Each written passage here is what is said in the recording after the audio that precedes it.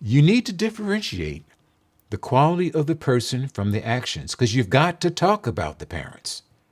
You've got to talk about what they did, what happened. You've got to talk about the reasons that resulted in your coming, their coming into care and why they're living with you. But the way you talk about it is by differentiating what the parents did from the quality of person that they are. And I know that sounded real wordy, but you want to talk about their actions, their choices, and their decisions, which is different from talking about them as a person.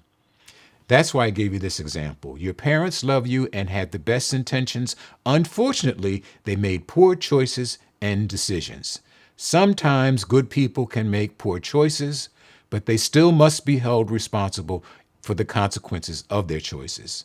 So I can talk about someone using drugs and alcohol by just talking about their behavior. You know what I saw a caregiver do? They talked about drugs and alcohol from what I call the third person. Sounds like this. You know, sometimes people will use drugs and alcohol and they go too far. And when they use drugs and alcohol, they're sometimes not thinking clearly and making correct choices. You know what? The kids know who you're talking about. Okay. But you talked about it in the third person. But you can also make sure that they know who you're talking about by saying, and guess what? Your mom and dad made some of those choices too. Now, I could have said this. Your mom and dad are so selfish. They wanted to get high every day. They didn't even think about whether or not they had food on the table. They were just so irresponsible, and that's why they ended up getting high. You saw what I just did? I put down mom and dad instead of dealing with the behavior. You want to separate that out. You want to be able to talk about their behavior. You want to talk about the choices without putting them down as parents and as people. I'm going to ask you this question in the chat. Why do you want to avoid putting them down as a person? Anybody want to put that in the chat? The reason why they think that's important? Why not put their parents down? Why not just be totally honest and put everything out there on the street? Why not put them down? Anybody want to try that? Try to answer that? I'm getting because they still love their parents. Yes. They still have hope and value to the children, Wow. Yes. and the children will internalize that. Yep. Okay. Y'all are good. You are really good. You're exactly right. They're loyal to those parents. They're going to defend them, even if they know they're wrong. They're going to stay hopeful, and that the parents are going to turn out okay. And that's the strength. That's the strength of their love for their parents, and you don't want to crush that. And that's why you need. Oh, here's the other one. If you don't like my parents, you may not like. Can you finish that in the chat, please? Me. There you go. Me. Exactly. That affects your relationship with the child. It affects your attachment. It affects your ability to influence them. If you don't like my parents, if you're putting them down, then maybe that means you don't like me and you're going to put me down.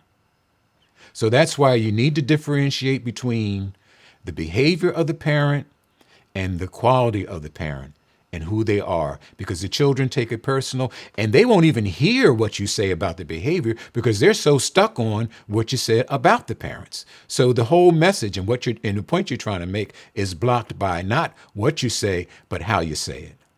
And then that part about good people can make mistakes and that your parents can still love you, that allows them to still be able to still see their parents as people with quality, but that made some different choices. Now, you know what? It's interesting.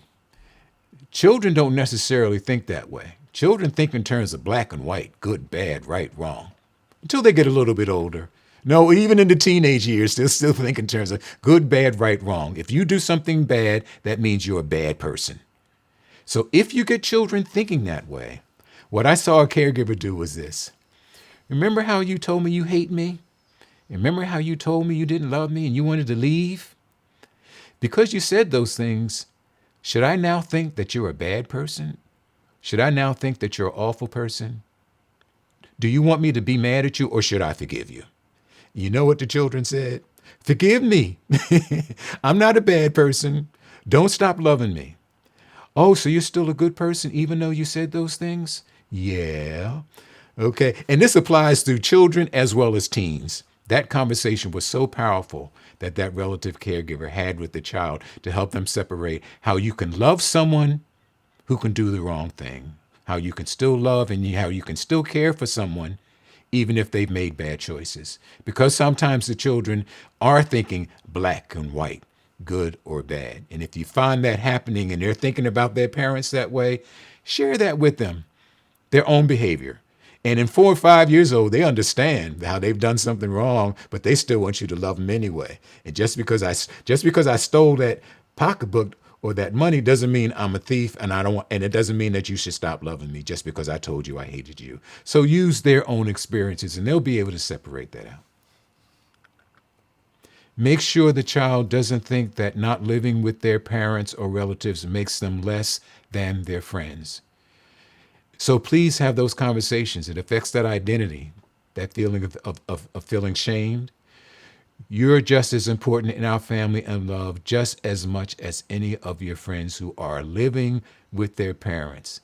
It's not your fault that you're not living with your parents. That's the piece that's so important. Because a lot of times, again, the children don't want to look at the fact that maybe this is mom and dad's fault, though it must be me. I'm thinking of the children who've been abused, and I'm sure you've seen this, where they'll be saying things like, I made my mom and dad do this to me. No, you didn't, sweetie. I should have known they were getting mad.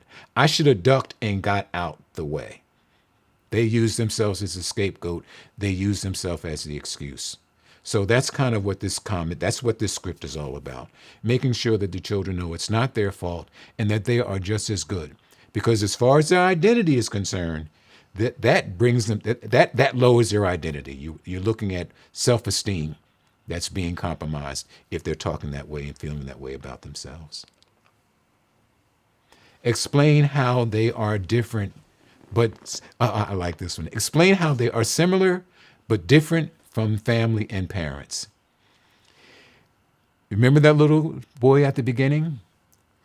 If something wrong with mom and dad, there must be something wrong with me.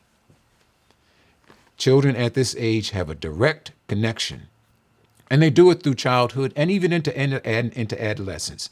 Their image of themselves, their identity of themselves is directly related to their identity and perception of their parents. So you may have to, and it's okay. You may want to just kind of have these kind of conversations.